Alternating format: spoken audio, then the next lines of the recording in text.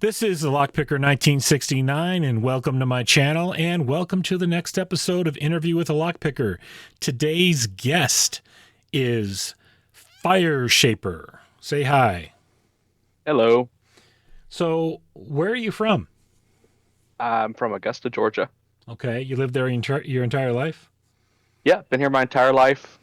38 years now. Oh, wow. Okay.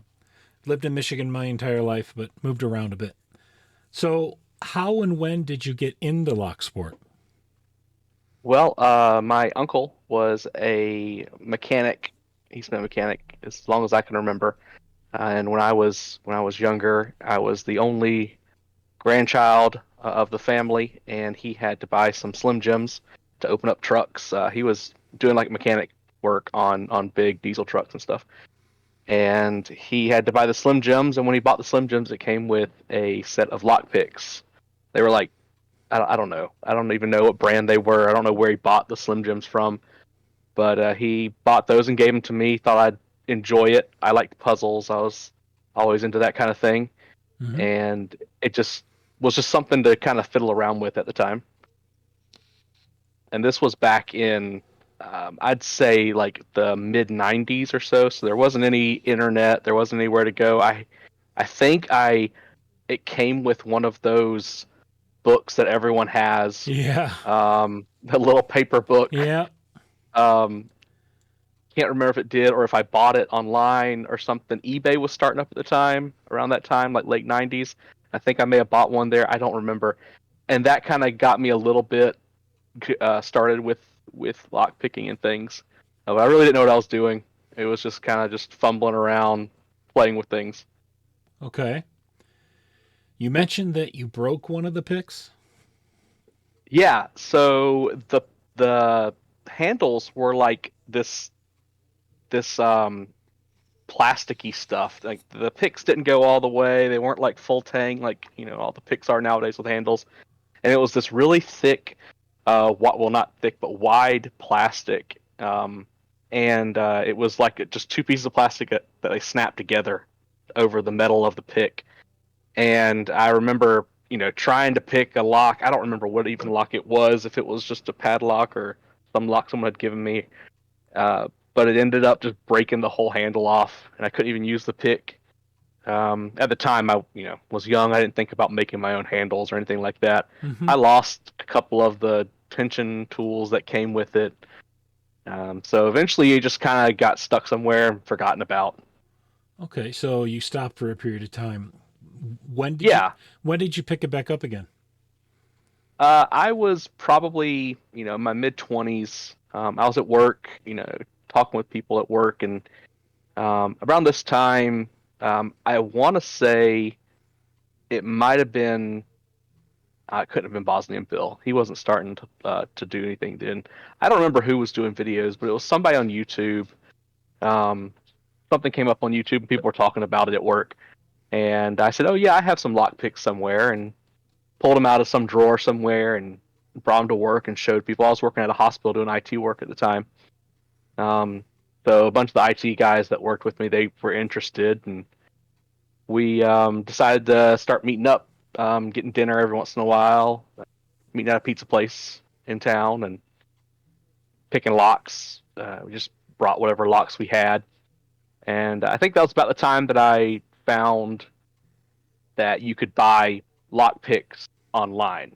Mm-hmm. I think it was Sparrows or not. Should have been would have been Sparrows, Southord or Southern Specialties, somewhere around Georgia. Okay. And so we bought some picks. Each of us had like a little set of picks, and that got me back into lock picking again. Okay, that's good. So today, because I'm going to come back to more of your community involvement in a second, but so today, what type of variety of picks do you use for lockpicking now? I have a couple of kits strewn about the room. The ones I keep in my bag with me when I go somewhere. Um, I have a couple of Sparrows picks and a little kit. I just got some Moki picks, so I've been playing around with those. Awesome. Yeah, and um I had some handles made for them with my logo on them and everything. Oh, that's cool. Yeah, that was done by um who was it that did those? Not sure. By Hazard. No Sue. Ah, okay. Yep. Yeah, not sure. That's right. Yeah. Okay. He made me some with my logo and stuff on them, so they're really cool. And um, I've got some picks that people have made for me over the years, doing like community stuff. People have brought me picks that they've made and gifted me picks, and I bought one or two offs here and there. Um, I think my favorite one, someone in the Discord in LPU was making a pick. This was early days in Discord. Was making picks for their purple belt or something. One of the belts. They had to make a tool, Mm-hmm. and he asked me if he could make a pick for me. Just make it for free. He'd ship it to me. I said sure, and he made me this really nice pick. And it's probably one of my favorites. It's really nice. Got a really nice wood handle. It feels real nice. It's light. I don't remember who made it though. Now this has been, like I said, years ago. Okay. So you mentioned, so diving a little bit back into the whole community thing, you mentioned putting together meetups. Yeah. So when we first started in town, we wanted to get more people involved. So we went on Meetup.com, and I had used Meetup.com before to like find friends, just do stuff in the community. And so we made a Meetup.com meetup, and we got a lot of local military people. We're in Augusta, so there's Fort Gordon, which is right down the road. So we got a lot of military people that showed up. They were really interested. Oh, cool. Of course, with that, we couldn't take pictures. People would turn away from cameras because oh, I can't Yeah. show my face. I can't have pictures Yeah. of myself online. Yeah. So we did that for a while, and then we kind of really um, focused in on starting our group, which was Augusta Locksports, and we started that group up locally and became a nonprofit organization. Started teaching people and things like that. Okay. And this So, is around the time that we had started teaching at B-Sides. okay. Can you talk about B-sides a little bit? Because I don't think a lot of people know what that is. Yeah, so B-Sides is like little tiny DEF cons. They're all over the world. Typically, there's one in most major cities in your state. If you don't know if there is one, you can go. I think it's bsides.org, I believe it is. Just look up B-Sides conference, and you'll find a whole list of B-Sides. And they have them. There's a couple in our state. Usually a few in every state, and they have talks. They have little villages. Usually there's a lockpicking village. There's usually like a hacking village, and there's usually capture the flag events for hacking, and just a lot of tech and information security talks that go on. Cool. So you mentioned something about joining a Slack channel as well. Yeah, so that was kind of my first step into chatting with people that were wanting to talk about lockpicking. Of course, I'd been on Lockpicking 101 and been on the forums and all that kind of stuff back then. But Discord wasn't around yet, and Slack was kind of the thing, I guess, that people were doing, that groups were doing. One of the groups that had come down to our B-Sides was the Fail group. They're up in North Carolina. They're the big lockpicking group that meets up there, and they would come down here to our B-Sides, and they would do our lockpicking village.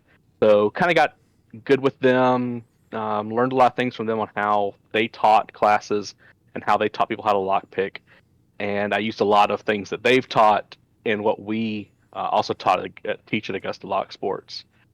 But we joined their Slack and had a lot of fun.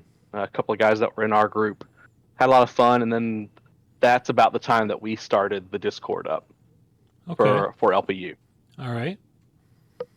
So there wasn't anything that I knew of where people were chatting just it Mhm. randomly. You could jump in a chat room and just chat about lockpicking. Discord was kind of new. I think this was around 2015 or so. So I started one up, and then I reached out to some of the mods in the subreddit, and I said, "Hey, if you guys want to have like a chat, I've created Lockpickers United, and we can just invite anybody who wants to come and chat to chat." Awesome. So yeah, we they approved it. They said it was cool. I don't remember who it was that was the first person that came in there with me. It's been so long now. It might have been Tumblr, or if might have been if that was the first guy. Okay. But we just came in, put the link out there, and it's just grown. I mean, I don't know how many people we have in the Discord now. I'd have to look and see, but there's thousands of people that are in there and that just chat day and night. I'm sure most of the people that are listening are in LPU. Okay. Yep. I would say a lot of people know what that is. So Yeah. that I find it fascinating that you're one of the founders of it. So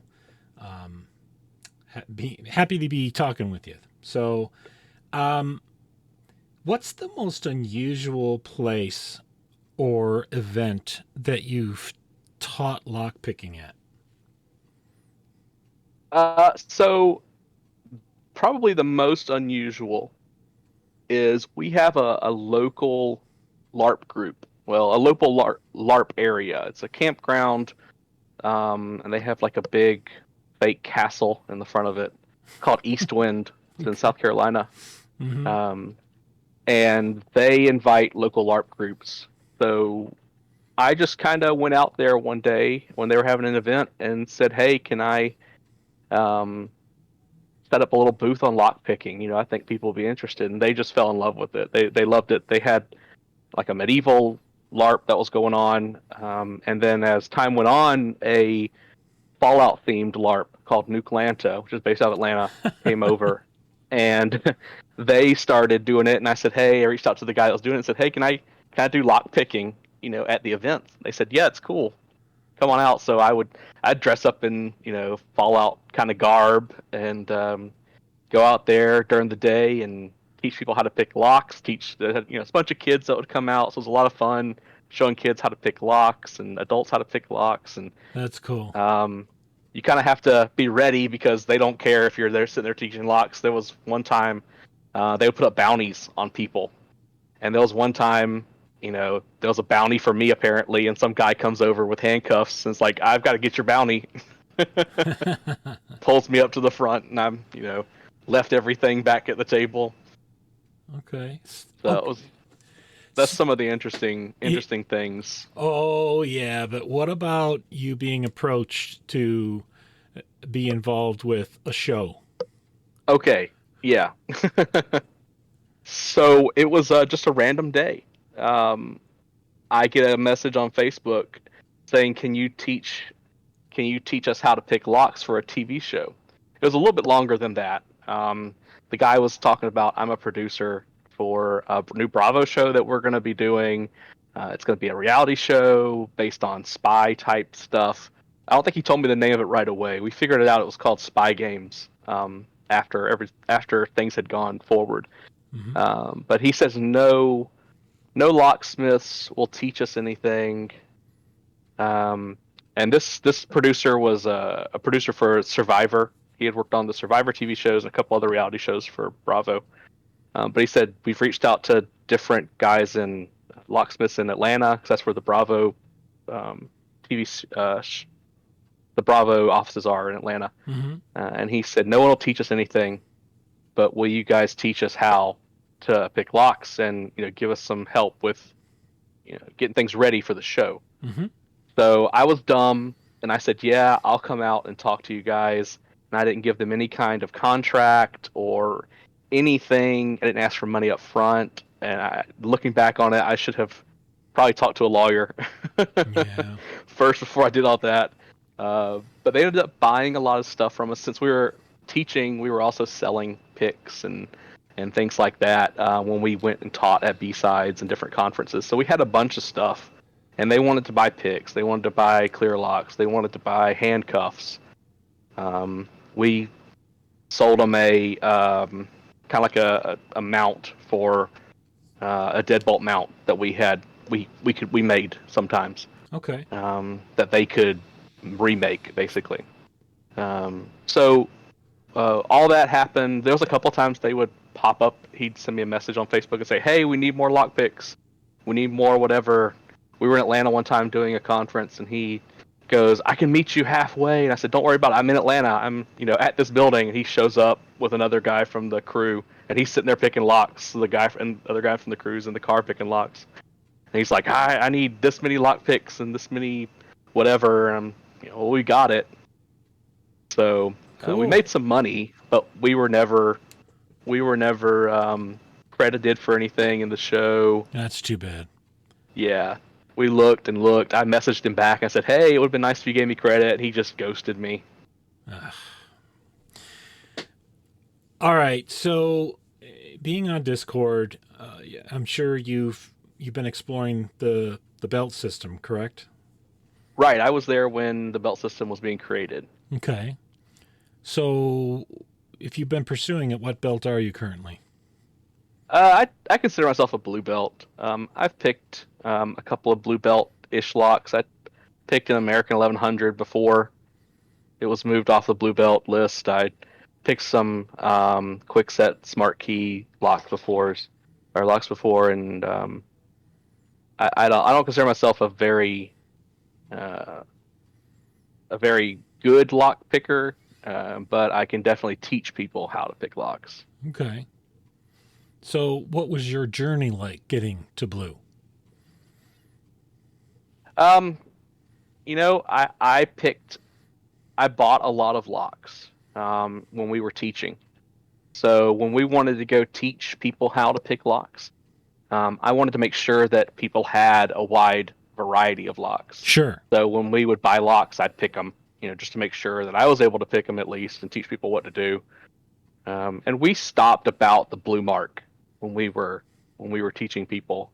We didn't want anything too hard for people to pick, Mm-hmm. and that's about the top of the level when you've got somebody who comes up and says, "Oh, I've picked some locks before," and they've only got 5 or 10 minutes between the next talk, and they say, "Well, what's a good hard lock?" And so you can hand them something, that's a little bit difficult to pick, like an Avis or something. Sure. And they can sit there and mess around with it and take it with them to the talk and come back and say, "Hey, I popped it," in the hour-long talk that I was just kind of messing around with it. So, you got to blue. What was your first challenge lock like? I don't think I ever picked a challenge lock. I've got a couple, and I've made one or two here and there. Nothing really serious though. Nothing that would blow some of the ones I've seen out of the water or anything like that. I've tapped locks to make them repinnable, and Sure. thrown some security pins in just to kind of play around with them.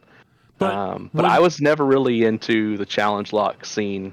but for your blue belt, you needed to make one, correct? Or was that a I requirement I that don't was think added that was a later? requirement. Yeah, Ah, at the okay. time. So you got to blue before that came along. Gotcha. Yeah, I don't remember. Okay. So what do you do for a living? 'Cause you mentioned you work in IT. Yeah, I'm still in IT. Um, I do file transfer software. I work for file transfer software for a company. Okay. Just rather not talk about it. Sure. No, no, that's no problem. So I want to dive into your hobbies just a little bit because you have some interesting hobbies. So Yeah, the first one I want to talk a little bit about is rabbits. But how did you get into that, and what do you do with that hobby today? yeah. So me and my wife. So my wife used to come with me to the lockpicking conferences. We used to travel. We traveled, to Florida. We've traveled to DC. We traveled Mississippi, Missouri, Kansas. all over basically the southeast part of the U.S. We used to drive everywhere too. We wouldn't fly or anything just because of the having to bring the locks and all the stuff we had to bring with us. Yeah. So when COVID happened, we really couldn't go to conferences because conferences stopped. People weren't doing them in person anymore. They're doing virtual everything, and it's kind of hard to do a lock picking Yeah. village in a virtual conference. Yeah. Um, so we wanted something to do. We liked traveling. We liked going around and doing stuff and seeing people and meeting people, stuff like that. So my wife had raised rabbits when she was younger for 4-H. She had a couple, and did the showing and learned that people still showed rabbits, and it was a lot different than when she was younger in 4-H. So we started raising Holland Lop rabbits, which are just they're little pet rabbits. They have the long ears. They only get to be about 4 pounds. It's not really for eating or anything, but definitely for a pet. They live 5 or 6 years, 10 years on a if they're stayed inside and everything. So they're a nice little pet to have. They're clean and they take care of themselves. They're easy to take care of. But she wanted to get into the showing side of it, so we started raising these Holland Lops to show. And we've been showing for a year now, and we've gone just around Georgia, South Carolina, North Carolina, and we show probably once a month. Okay. We drive to a show with some rabbits, bunch of rabbits in our truck, and just kind of hang out with friends that we've made and have a good time for a weekend. Okay. All right. So last question before we wrap up. What is your favorite thing about locksport? My favorite thing really is the community. I mean, Mm-hmm. it's so interesting, the people that it brings out, showing people how to pick locks and seeing someone open a lock for the first time, and just and having that community that we have. I think that our community is probably one of the better communities Yes, out there. definitely. There's not a lot of infighting. There's not a lot of drama. It's just just chill, and it's just always something. There's always something going on. Someone you can talk to. Mm-hmm. If you just need to just kind of chill out and hang out, you can always just pop in to Discord and Yeah, just chat. definitely. So, is there anything you'd like to say to our audience before we wrap up? No, I don't really have a YouTube to shill or anything. I'm just on Discord. If you want to ping me, you can ping me on there at Fireshaper. My DMs are open, so if you have to ask a question or anything, you can just message me. But no, not really. Okay, well, if you're not on the LPU Discord server, you should be. That's right. All right. I want to thank you. This has been a fun interview. I enjoyed getting to talk with you, and we didn't get to cover and go into all your hobbies, which there's more, but definitely had fun. Too many hobbies. Yeah, me too. My hobby's collecting hobbies. I understand that one. So, all right. So with that, we'll wrap this one up. If you are a subscriber, thank you. If you are not yet a subscriber, please hit that subscribe button, turn on notifications and all, and hit like on the video. And thanks for listening.